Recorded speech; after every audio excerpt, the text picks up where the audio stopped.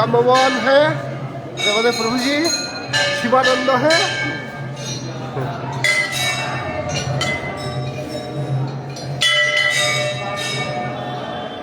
जय श्री गणेश महादेव की, हर हर महादेव।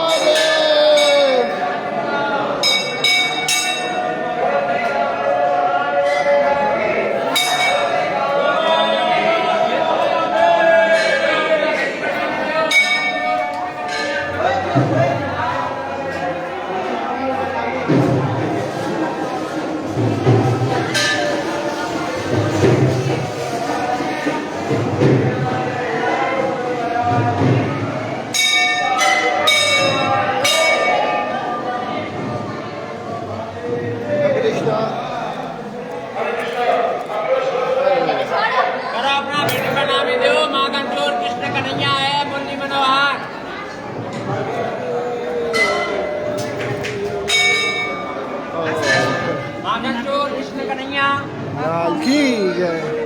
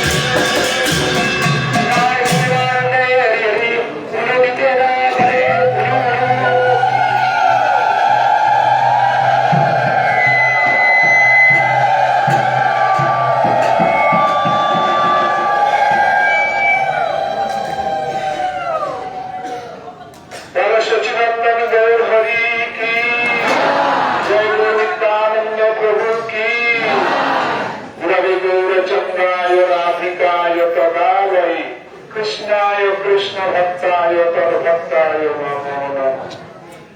वाञ्छाकल्पतरुभ्यश्च कृपा सिन्धुभ्यैव च पतितानां पावनेभ्यो वैष्णवेभ्यो नमः। गोविन्द गोविन्द हरे मुरारे, गोविन्द गोविन्द मुकुन्द कृष्ण, गोविन्द गोविन्द रथं गोपाले, गोविन्द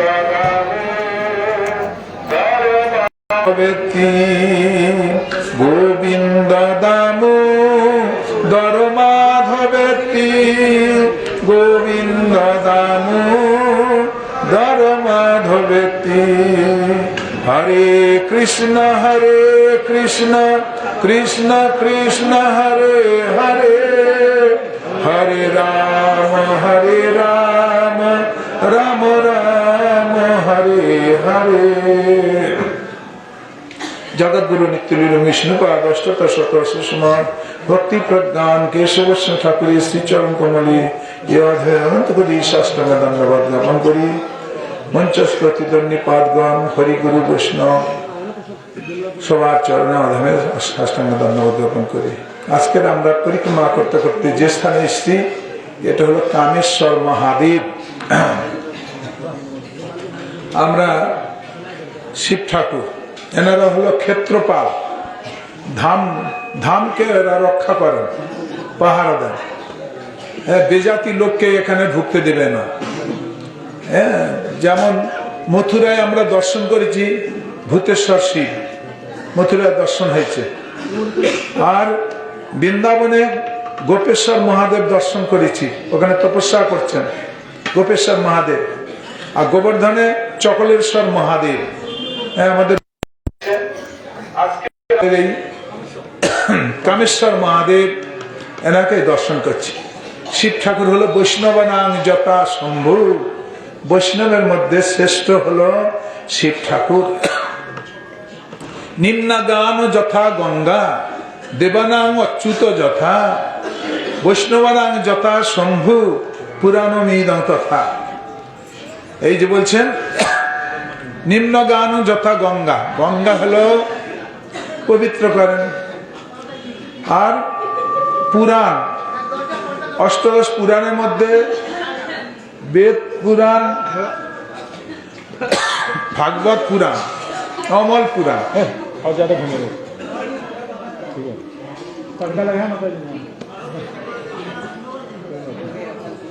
क्या बन क्या रहा है? हरे कृष्ण এই জন্য। আর বৈষ্ণবানাং যথা শম্ভু, বৈষ্ণবের মধ্যে শ্রেষ্ঠ হলো শিব ঠাকুর পরবৈষ্ণব। সেই এখানে ইনি পঞ্চমুখে রাম নাম গান ত্রিপুরারি, পঞ্চমুখে রাম নাম করেন, সবসময় ভগবানের নাম করেন। লোকে বলে ব্রহ্মা বিষ্ণু মহেশ সব একই, সব এক। এ কোনো শাস্ত্রে নাই এ কথা, এগুলো মুখরোচকতা। ওই যেমন মাছের বাসা গাছের আগায়, কাগরের বাসা জলে, দুর্যোধনের উরুভঙ্গ মানিক তোলার খালে, ঠিক এইরকম কথাটা এটা। যে ব্রহ্মা বিষ্ণু মহেশ তিনে এক, একে তিন, কোথায় বলে না। পঞ্চমুখে রাম নাম জপ করছেন। তব ইচ্ছা মতে ব্রহ্মা করেন সৃজন, তব ইচ্ছা মতে বিষ্ণু করেন পালন, তব ইচ্ছা মতে শিব করেন সংহার। দেখছেন শিব ঠাকুরের তার দায়িত্ব কি আছে? তব ইচ্ছা মতে শিব করেন সংহার, তিনি সংহারের দায়িত্ব আছেন। যখন মানুষ অন্তিম সময় এসে যায়, শেষ সময় এসে যায়, তখন ওই শিব ঠাকুর এই কণ্ঠে বসে যান, তখন ওই কণ্ঠে গলা দেখবেন ঘর ঘর ঘর ঘর আওয়াজ হয়, ব্যাস ওইখানেই শেষ। তবে ইচ্ছা মতে শিব করেন ও সংহার, তার সংহারের দায়িত্ব দিয়েছেন। তবে ইচ্ছা মতে মায়া সিজে কারাগার, তবে ইচ্ছা জীবের জন্ম ও মরণ। দেখুন তো, কার ইচ্ছায় জন্ম মৃত্যু? তার ইচ্ছায় জন্ম মৃত্যু, এটা ভগবানের হাতে। ওই জন্য ভগবানের এক নাম মুকুন্দ, মুক্তির চাবিকাঠি তার হাতে আছেন, অন্য কারোর হাতে নাই। হ্যাঁ, একটা শিব ঠাকুরের ভক্ত ছিল, তার নাম হলো ঘণ্টাকর্ণ। তার নাম ছিল কি?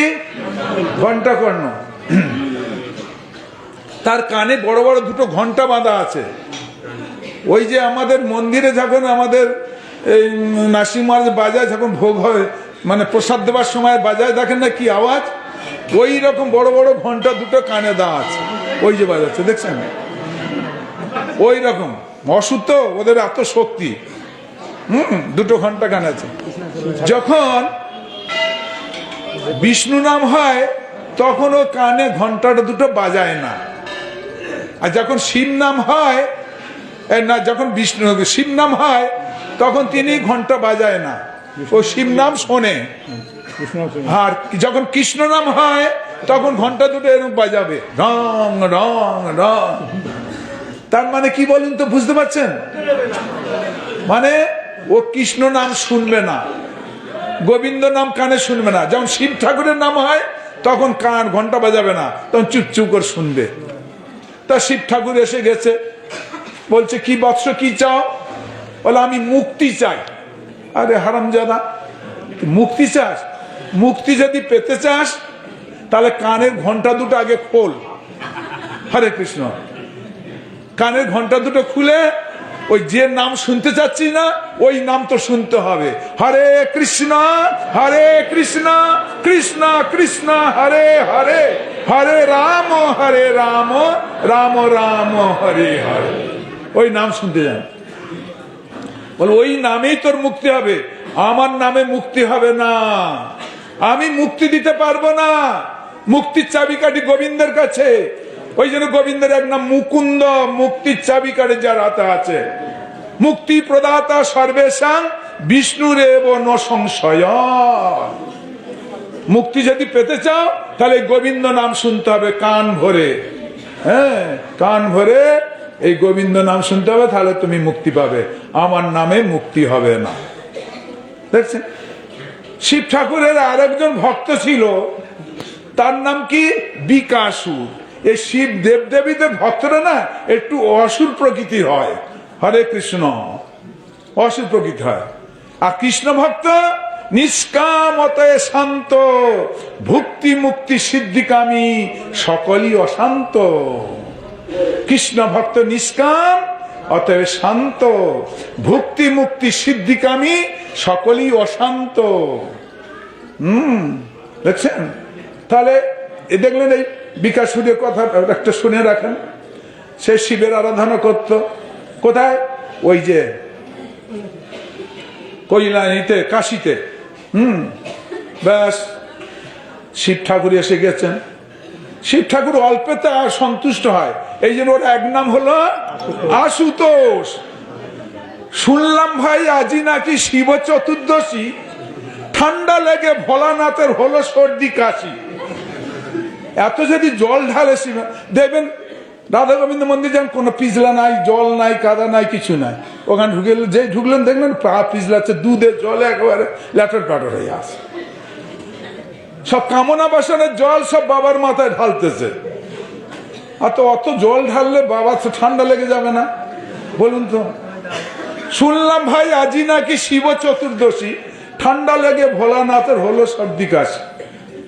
কুমারীরা সব বাবার মাথায় ভাঙছে কত বেল, বেতার চোটে ভোলানাথের হয় বুঝি হাট ফেল। হরে কৃষ্ণ। হ্যাঁ, আর কি বলবো? আই বুড়িরা জল ঢেলে করছে কামনা, বুড়ি হতে চললাম বাবা, বিয়ে কি হবে না? হরে কৃষ্ণ, হরে কৃষ্ণ। থাক আর বলবো না, যাক। শিব হলো বৈষ্ণব ঠাকুর, তো বৈষ্ণব নাম যথা শম্ভু। ওই জন্য বাবা ভুলে যায়, একটু বেলপাতার একটু জল দিলে বাবা ভুলে যায়, আর অল্পতে ভুলে যায়। এই জন্য তার বাবার এক নাম আশুতোষ। বাবার কিচ্ছু লাগে না, একটু বেলপাতার জল। আর আমার গোবিন্দের কি লাগে? কিচ্ছু লাগে না। কৃষ্ণকে জল তুলসী দেয় যেই জন, তার ঋণ সুদিবারে কৃষ্ণ করেন চিন্তন। গো প্রমানন্দে হরি হরি বলো। কৃষ্ণকে জল তুলসী দেয় যেই জন, তার ঋণ সুদিবারে কৃষ্ণ করেন চিন্তন। তা বিকাশু শিবের উপাসনা করতে করতে বহু পরিশ্রম করেছে।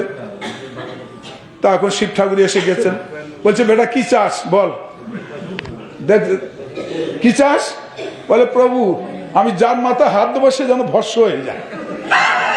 দেখলেন অসুরদের বুদ্ধি দেখছেন? শিবের দেখুন, যার মাথা হাত দেবো সে যেন ভস্ম হয়ে যায়।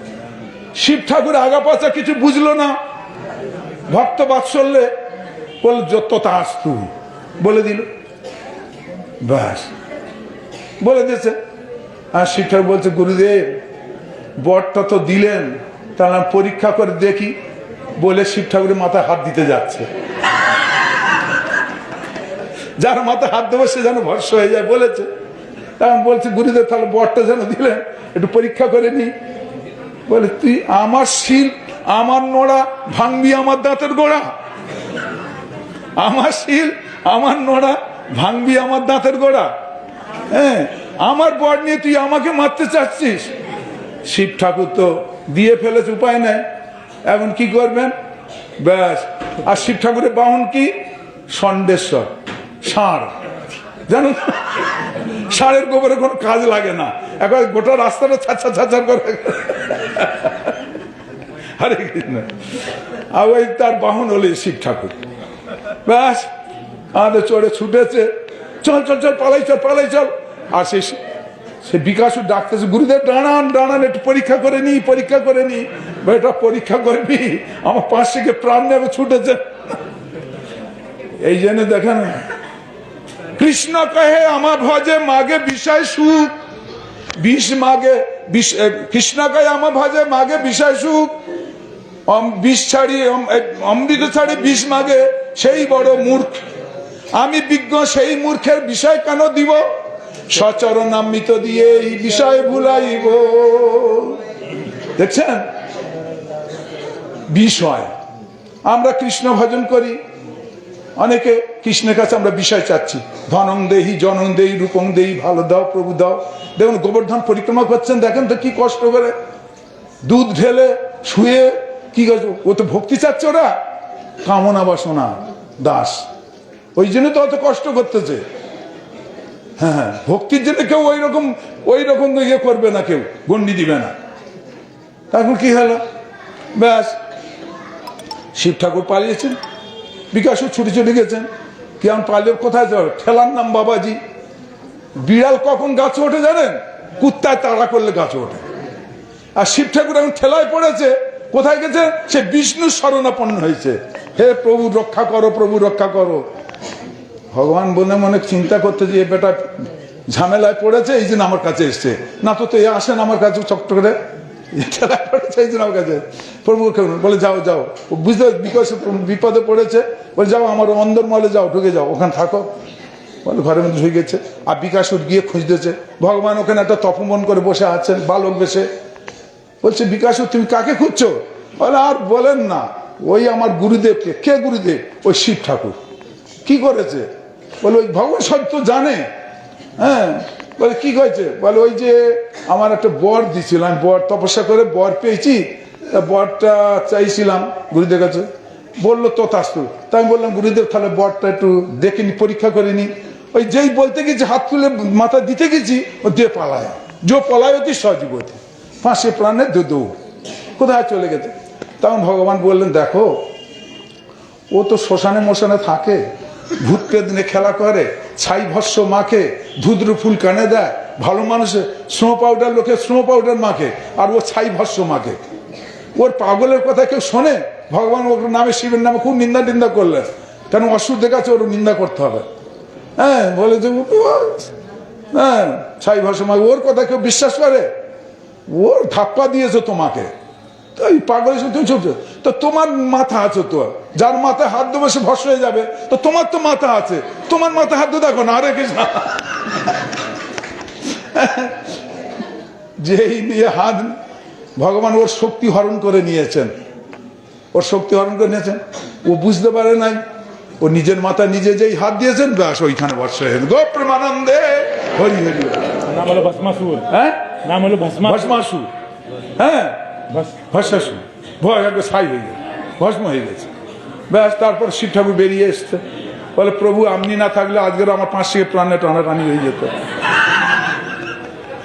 আজ 5 থেকে প্রাণেও টানাটানি। বলে আরে ভেবে চিনতে বর দিবে, ওর চট করে বর দিতে নাই, অসুখদের ওর বর দিতে নাই, তোমার বাঁচার রাস্তাটা রেখে বর দিবে। আর আমার গোবিন্দের কাছে বর চাইলে কি দিবে? বলে আমার ভজে মাগে বিষয় সুখ, অমৃত ছাড়ি বিষ মাগে, এই বড় মূর্খ। সে মূর্খ, আমার কাছে বিষয় চাচ্ছে, বিষয় বিষয় বিষয় বিষয়। হ্যাঁ, আমি বিজ্ঞ সেই মূর্খের বিষয় কানা দিব, সচরণাম মতো দিয়ে বিষয় দিবে। আমি মূর্খ, হ্যাঁ, আমি কাউকে বিষয়। ছেলে যদি বাবার কাছে বলে বাবা আমার হাতে একটা আগুন দাও, তো দিবেন আপনারা কেউ? বলুন তো কেন? ও জ্বলে পুড়ে মরবে। তা ভগবানের কাছে বিষয় চাইলে ভগবান কোনোদিন বিষয় দেবেন না, তার চরণের অমৃত দিয়ে তিনি আমাদের বিষয় ভুলাই দিবেন। হ্যাঁ, এই জন্য শাস্ত্রে এরকম বলা আছে। আরো অনেক কথা আছে, যা টাইম হয়ে যাচ্ছে, আপনাদের বেলা হয়ে যাচ্ছে। আজকে ওই পঞ্চগণ্ড এখানে বলবে নাকি ওখানে বলবে? এখানে শিখুচ্ছে, যেখানে ওখানে খাওয়া দাওয়া এখানে একটু বলে দিই, ধর্মকুণ্ড আছে এখানে, পঞ্চপাণ্ডবরা এখানে ছিল অনেক দিন। হ্যাঁ, এখানে অজ্ঞাতবাসে ছিল, বিরাট রাজার বাড়ি এখানে আছে। হ্যাঁ, এখানে ওরা অজ্ঞাতবাসে ছিল, তখন ওরা বনে বনে ঘুরতো, এই ছদ্মবেশে থাকতো। তখন ওই দ্রৌপদীর জল তৃষ্ণা পেয়েছে, ওই জল আনতে গিয়েছিল। জল আনতে গিয়ে তখন বগরূপী ধর্মরাজ ওই গাছের উপরে বসে আছেন, ওদের পরীক্ষা করছেন। হ্যাঁ, যখন নকুল, সহদেব, অর্জুন, ভীম সবাই জল নিতে গেছেন, ওদের প্রশ্ন করেছেন, বলে আমার 4টে প্রশ্নের উত্তর দিয়ে জল নিবে, না তো তোমাদের অবস্থা খুব খারাপ। বলে তোর বগরূপী তুই কে রে, তোর কথা কে কান দেয়? হ্যাঁ, ওই বকের কথা বলতে গিয়ে একটা কথা মনে পড়ছে। বগ মামা বলে কোকিল তুমি এত কালো, তবু তোমায় দেখি সবাই বাসে এত ভালো। বকটা তো ফর্সা, আর কোকিল কি কালো, কিন্তু বকের কেউ ভালোবাসে না, কোকিলটা ভালোবাসে। তা কোকিল বলতেছে কি, বলে বগ মামা বলে কোকিল তুমি এত কালো, হ্যাঁ দেখি সবাই দেখি তোমার বাসে এত ভালো। কোকিল বলে রূপ কি হবে, চাই তো আগে গুণ। রূপে কি হবে? গুণের আদর। হ্যাঁ বলুন, গুণে আদর। রূপ কি হবে? চাই তো আগে গুণ। তরকারিতে লবণ দিবে যখন, তখন হবে কি? তখন হবে গুণ। তরকারি যখন ভালো হবে যখন দেবে নুন। তরকারি কখন ভালো হবে? ও যত গরম মশলা দাও, ঠান্ডা মশলা দাও, লবণ যদি না দাও কি খেতে ভালো লাগবে? কি বলবে তো, হ্যাঁ কি না? হরে কৃষ্ণ, খেতে ভালো লাগবে? লবণ ছাড়া কোনো জিনিস। সেই রকম লবণ হলো আমাদের ভক্তি। সব কর্ম করছি, যেমন সব রান্না বান্না করেছেন, লবণ যদি না দেন অখাদ্য। এই কি রান্না করেছি, ফেলতে দূর করতে। হ্যাঁ, ওই রকম আমরা সব কর্ম করছি, সংসারে ভক্তি যদি না থাকে ওই রকম সব হেও, কোনো দাম নাই। ভক্তিরূপ লবণ, এইটাই মনে করতে। তা সে বগরূপী ধর্মরাজ ওখানে বসে আছেন। ব্যাস সবাই জল নিতে খেতে এসছে। তোর কথা কে কান দেয় রে? যেই জল স্পর্শ করেছে মেরে গেছে। নকুল গেছে, সহদেব গেছে, অর্জুন গেছে, ভীমও গেছে, লাস্টে যুধিষ্ঠির মহারাজ এসেছে। যেই দেখছে ভাই সব মরে আছে, জল স্পর্শ করতে যাচ্ছে, বগরূপী তখন বলছে যুধিষ্ঠির মহারাজ, তোমার ভাইদের অবস্থা দেখছো তো? হ্যাঁ, তোমার ওই রকম হবে। আমার 4টে প্রশ্নের উত্তর দাও। হ্যাঁ, 4টে প্রশ্নের উত্তর দিয়ে তারপর তুমি জল স্পর্শ করবে। কি কি আশ্চর্য! কাচ বার্তা ক পন্থা কশ্চ মদতে মমৈতাংশ চতুর্প্রশ্নানি কথ্যইতং জলং পিব। এই চারটে প্রশ্নের উত্তর দিয়ে জল খাবে। কাচ বার্তা, জগতের খবর কি? জগতের খবর কি? আমরা খালি পেপার পড়ছি, রেডিও দেখছি, টিভি দেখছি, নিজের খবর রেখেছেন? হরে কৃষ্ণ, নিজের খবর রেখেছেন? কে তুমি কোথায় ছিলে, কি করতে হেতায় এলে, কি বা কাজ করে গেলে, যাবে শরীর পতনে। এখন তো মরার জন্য এসছি, বাঁচার জন্য কেউ আসি নাই। জোর মিলে মরিতে হবে, অমরকে কথা রবে। তাহলে কি কাজ করে যাচ্ছেন?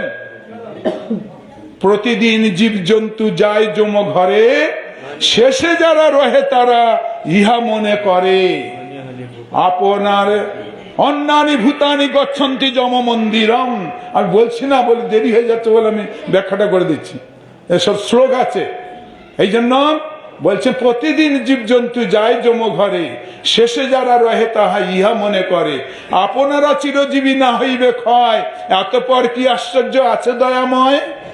প্রতিদিন জীবজন্তু জম বাড়িতে যাচ্ছে। দেখুন, শ্মশানে গিয়ে বসে থাকবেন, দেখবেন লাইন পড়ে যায়। আমরা শিলিগুড়িতে থাকি, ওই আমরা কলকাতায় দেখবেন কেওড়াতলায়, ওই যে সেই কি নিমতলা, আমাদের শিলিগুড়িতে কিরণবাবু চুল্লি ওখানে আছে, দেখবেন ওখানে বসে থাকবেন। হ্যাঁ, ত্রিবেণী শ্মশানে লাইন পড়ে আছে, ঘন্টার পর ঘন্টা লাইন পড়ে আছে, ঘন্টার পর ঘন্টা। তাহলে দেখুন, প্রতিদিন মানুষ মরছে, প্রতিদিন জীবজন্তু যায় যম ঘরে, জম বাড়িতে যাচ্ছে। শেষে যারা রয় তারা ইয়া মনে করে, যারা পড়ে আছে তারা কি মনে করছে? আপনারা চিরজীবী না হইব ক্ষয়। আরে ওরা পাপ করেছে, ওরা অনেক কর্ম খারাপ করেছে, মরেছে, আমরা মরবো না বললে হবে? বলুন, আপনারা চিরজীবী না হইবে ক্ষয়, এত পর কি আশ্চর্য আছে দয়াময়। এইটাই হলো আশ্চর্য, বেঁচে আছি এইটাই হলো আশ্চর্য। ভগবান আমাদের অন্ন জল দিয়ে বাঁচিয়ে রেখেছেন, এইটাই আশ্চর্য। আমরা জগতের আশ্চর্য কি? ওই আগ্রার তাজমহল, ভাগলপুরের গাই, ব্যাবিলনের শূন্য উদ্যান, হাওড়ার ব্রিজ, এইগুলো আশ্চর্য নয়। আশ্চর্য যে বেঁচে আছি, ভগবান আমাদের অন্ন জল দিয়ে বাঁচিয়ে রেখেছেন, এইটাই হলো আশ্চর্য। এইটাই আশ্চর্য। এই জগতে সুখী কি? এই প্রশ্ন করেছিলেন। যারা দিবসান্তে শাক অন্ন খায় আর অঋণী, যারা কাউকে কাছে ঋণ করে না, তারা সব থেকে সুখী। হরে কৃষ্ণ। অনেক কথা আছে, ওখানে আলোচনা করা যাবে, এখন এখানে রাখছি। বাঞ্ছা কল্পতরুভ্যশ্চ কৃপা সিন্ধু ভয়েবচ।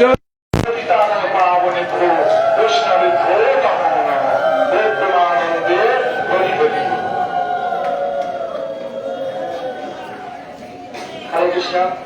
শ্রী গুরুদেবকে চরণে জনক প্রণাম। বাংলা হলে কোথায় যাচ্ছে? প্রভু বৈষ্ণব অনুগত্যে এখানে উপস্থিত হয়েছে, এটা নাম হলো कामेश्वर महादेव। কোথায় যাচ্ছে? बस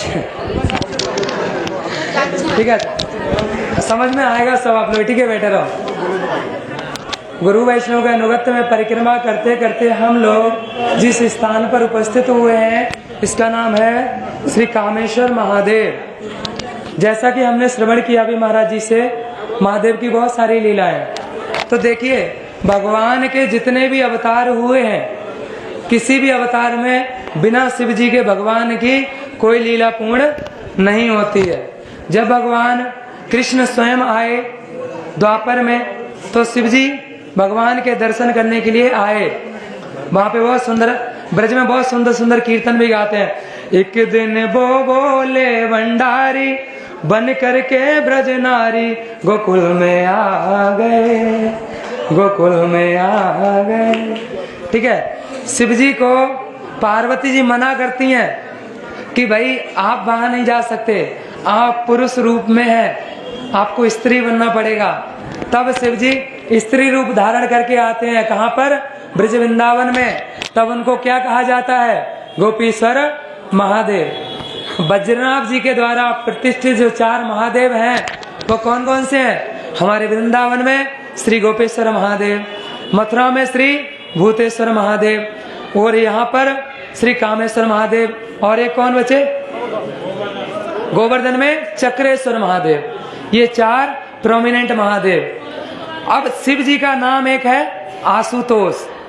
आशुतोष माने आंसू होता है शीघ्र, बहुत जल्दी, और तोष माने संतुष्ट हो जाना, जो बहुत जल्दी खुश हो जाते हैं। एक समय की बात है, एक ना चोर था, और चोर चोरी की तलाश में घूम रहा था।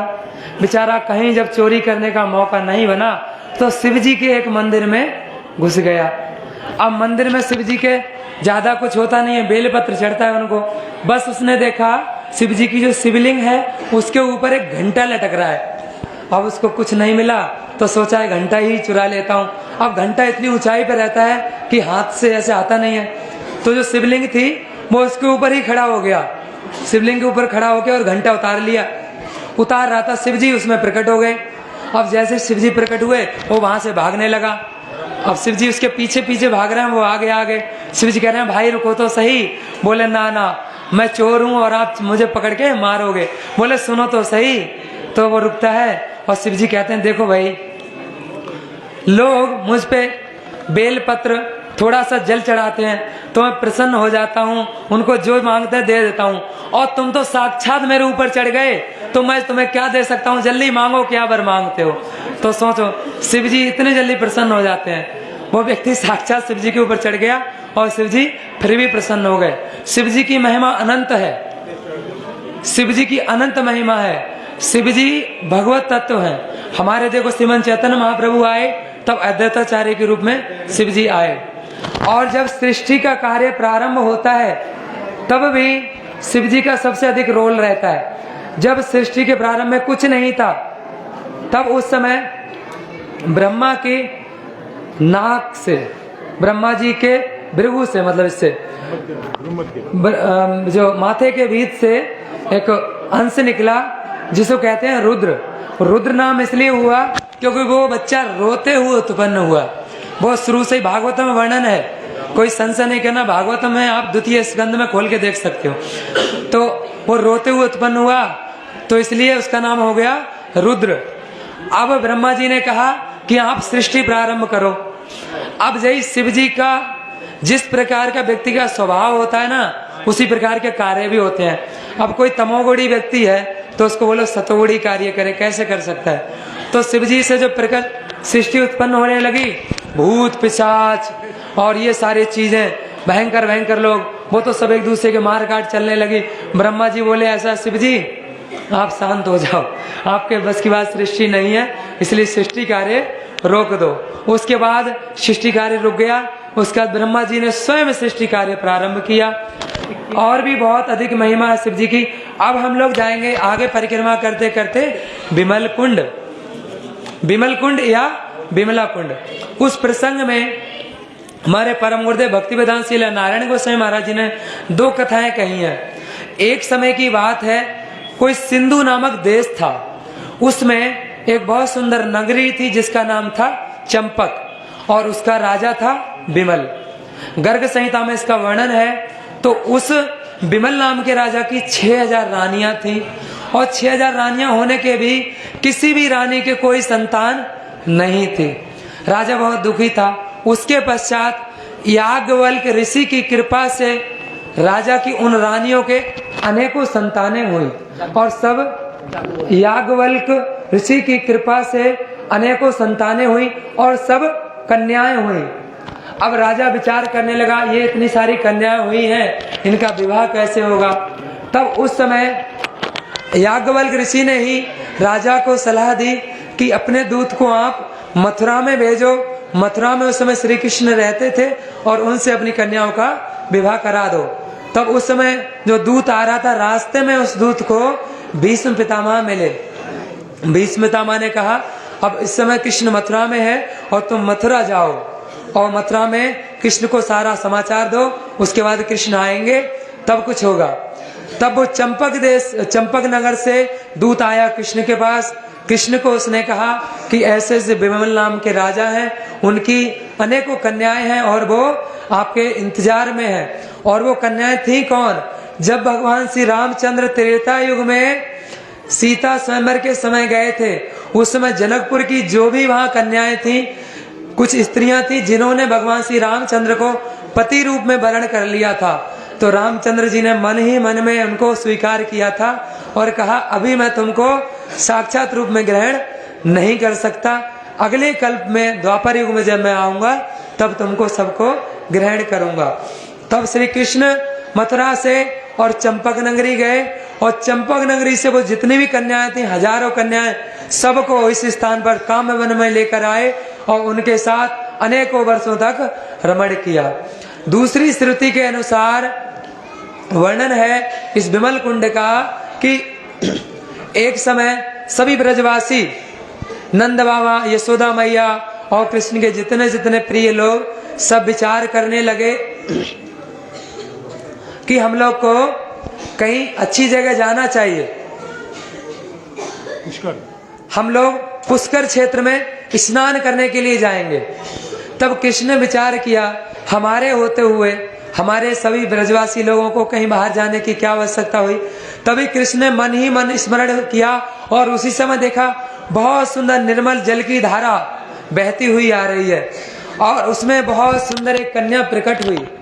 उसमें सुंदर कन्या प्रकट हुई तो वो पुष्कर क्षेत्र का जल जब वहां पे कल कल करते हुए आया, सभी ब्रजवासियों ने उसमें स्नान किया और जो बहुत सुंदर कन्या प्रकट हुई उसने कृष्ण को प्रसन्न किया। तो कृष्ण ने कहा हे देवी, आज से तुम्हारा नाम विमला है, क्योंकि तुम्हारा निर्मल जल, बिल्कुल विमल माने बिल्कुल भी जिसमें मल नहीं है, ऐसा तुम्हारा जल है। इसमें सभी ब्रजवासियों को प्रसन्न किया, इसलिए तुम्हारा नाम विमला है और आज से तुम यहीं अवस्थान करोगी। उसके बाद हमने अभी श्रवण की कथा महाराज जी से धर्म कुंड की, उसमें अनेकों कथाएं हैं। इसमें महाराज जी से जो पहली कथा हमने श्रवण की कि युधिष्ठिर महाराज और सारे पांडव, मतलब पंच पांडव जब वनवास में थे उस समय द्रौपदी देवी और सभी पांडव प्यास से व्यथित हुए, तब विचार करने लगे कि पानी लेना चाहिए। तब युधिष्ठिर महाराज ने सबसे पहले भीम को भेजा कि कहीं से निर्मल स्वच्छ जल लेकर आओ और हमारी तृष्णा को दूर करो। भीम गए, देखा बहुत सुंदर सरोवर है और स्वच्छ निर्मल जल है। वहां जल पीने की चेष्टा करने लगे, बोले पहले मैं पानी पीऊंगा, उसके बाद अपने भाइयों को लेके जाऊंगा। वहीं पर उसी समय यक्ष प्रकट हुए। उन्होंने कहा हे भीम, आप बहुत बुद्धिमान हैं, आपसे मैं बलवान है, आप बहुत बलवान हैं, आपसे मेरे कुछ प्रश्न हैं, पहले इन प्रश्नों के उत्तर दीजिए, उसके बाद आप जल पी सकते हैं। लेकिन भीमदेव को थोड़ा सा अपना बल पे अहंकार, भक्तों के लिए अहंकार नहीं कहेंगे, थोड़ा सा रहता ही है, तो वो था, उसके लिए भीमदेव ने उनके प्रश्न नहीं सुने और यक्ष ने उनको मूर्छित कर दिया। इसी प्रकार से युधिष्ठिर महाराज ने काफी देर हुई नहीं आए, तो धीरे धीरे करके सभी भाइयों को भेजा और सभी भाई मूर्छित होकर उसी कुंड पे, धर्म कुंड के किनारे पर लेट गए। बाद में जब युधिष्ठिर महाराज आए तब युधिष्ठिर महाराज ने देखा, तब यक्ष ने उनसे बहुत प्रश्न किए, अनेकों प्रश्न हुए हैं। तो युधिष्ठिर महाराज ने कहा कि प्रभु आप जितने भी प्रश्न करते हैं मैं आपके प्रश्नों का संतुष्टि पूर्वक उत्तर दूंगा। तब युधिष्ठिर महाराज से सबसे पहला प्रश्न यक्ष का कि सूर्य को कौन उदित करता है? तब युधिष्ठिर महाराज ने कहा सूर्य को ब्रह्म उदित करता है। दूसरा प्रश्न यक्ष का कि पृथ्वी से भारी क्या है? तब युधिष्ठिर महाराज ने उत्तर दिया पृथ्वी से भारी माँ है। और आकाश से भी ऊंचा क्या है? तब कहा आकाश से भी ऊंचा पिता का स्थान है। वायु से भी तेज चलने वाला क्या है? तो वायु से भी तेज चलने वाला मन है। तिनकों से भी अधिक संख्या में क्या है? तो तिनकों से भी अधिक संख्या में हमारी चिंता है। तिनके तिनके तृण तृण तिनका, तिनकों से भी अधिक संख्या में हमारी चिंताएं, हम समय समय पर चिंता करते रहते हैं। अगला प्रश्न पूछा कि लोक में सर्वश्रेष्ठ धर्म क्या है जीव का? तब उत्तर दिया गया कि दया ही सर्वश्रेष्ठ धर्म है। और उत्तम क्षमा क्या है? जीव का उत्तम गुण क्या है? तब उसने बताया कि क्षमा ही जीव का सबसे उत्तम गुण है। यदि किसी व्यक्ति के अंदर क्षमा नहीं है तो वो अच्छा जीव नहीं हो सकता है। हमारे परम गुरुदेव भक्तिवेदांत वामन गोसाई महाराज जी से कुछ उनके शिष्यों ने प्रश्न किए थे देवानंद गौड़ीय मठ में कि गुरुजी हम लोग तो दिन में दिन रोज अपराध करते हैं तो हम लोग का मठवास कैसे होगा। तब परम गुरुदेव ने उत्तर दिया था, वहां पे हमने पत्रिका में पढ़ा था, हमारे भक्तिनाम पर्यटक महाराज जी भी थे, तो परम गुरुदेव ने कहा कि गुरु वैष्णव कभी भी तुम्हारे अपराध नहीं लेते। और ये प्रश्न पूछा था भक्ति वेदांत परिविराजक महाराज जी ने, तो बोले जिस दिन भी गुरु वैष्णव अपराध लेना शुरू कर देंगे ना, मठ में 1 घंटा भी, 1 क्षण भी आप नहीं रह सकते। तो वैष्णवों का सबसे बड़ा गुण है क्षमा गुण। और प्रश्न पूछे गए कि मनुष्य का दुर्जय शत्रु कौन है, सबसे बड़ा शत्रु जिसको व्यक्ति जीत नहीं सकता, तो कहा गया कि क्रोध व्यक्ति का सबसे बड़ा शत्रु है। और सबसे बड़ी व्याधि क्या है, तो कहा लोभ सबसे बड़ी व्याधि है और क्रोध सबसे बड़ा शत्रु है। और समस्त प्राणियों का हित करने वाला कौन है, समस्त प्राणियों का हित करने वाला साधु है। और असाधु कौन है, तो कहा जो व्यक्ति निर्दयी है, जीवों को हत्या करता है, वो असाधु है। सुखी कौन है, महाराज जी ने बताया जो व्यक्ति साग पात खाके जीवन यापन करता है वो साधु है, वो सुखी है। और सबसे बड़ा प्रश्न कहा गया कि हे दुष्ट महाराज, अब आप ये बताइए कि संसार में सबसे बड़ा आश्चर्य क्या है, किम आश्चर्यम।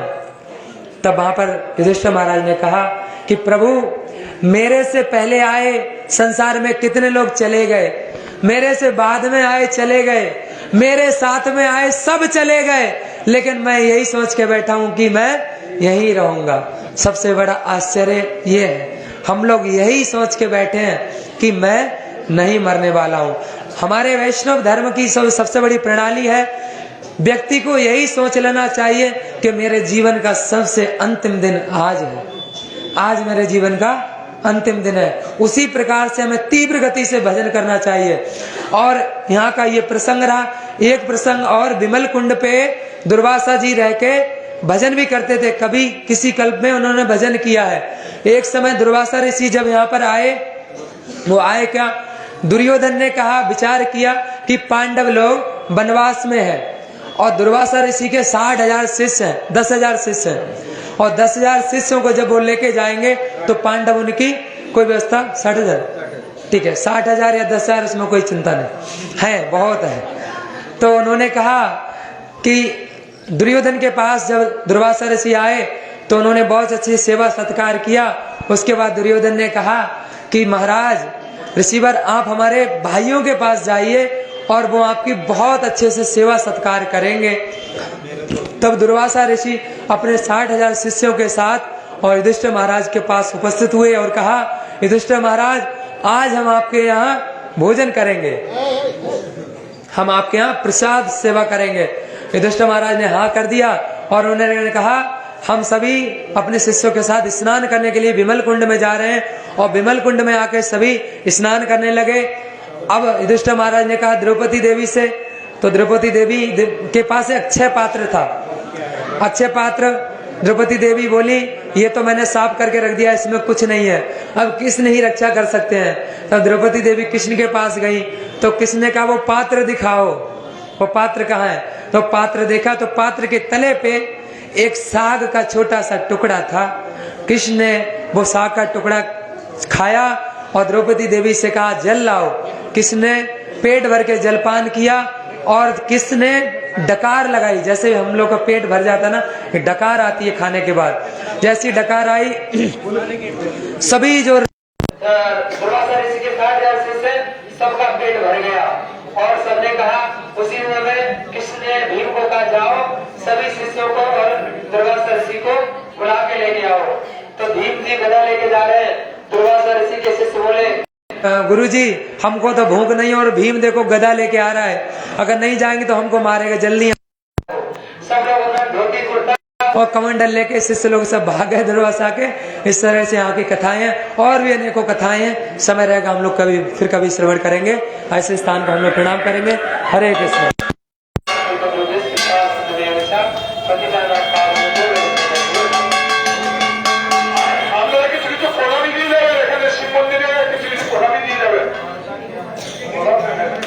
John Moore,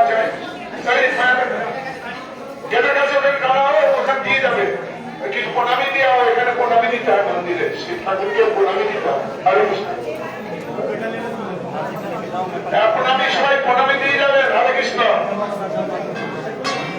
ठीक है कोई करता है मिलेगा बेटा उठाया चलो अभी यहाँ सामने प्रेजेंट होकर विमल कुंड में आएंगे विमल कुंड में प्रसाद होगा আমরা সকল কীর্তন গানে বিচার বিচন যাবে বিমল কুণ্ড প্রসাদ হবে প্রসাদ পাওয়ার পরে বাসে উঠে আমরা কেদারনাথ যাবো হরে কৃষ্ণ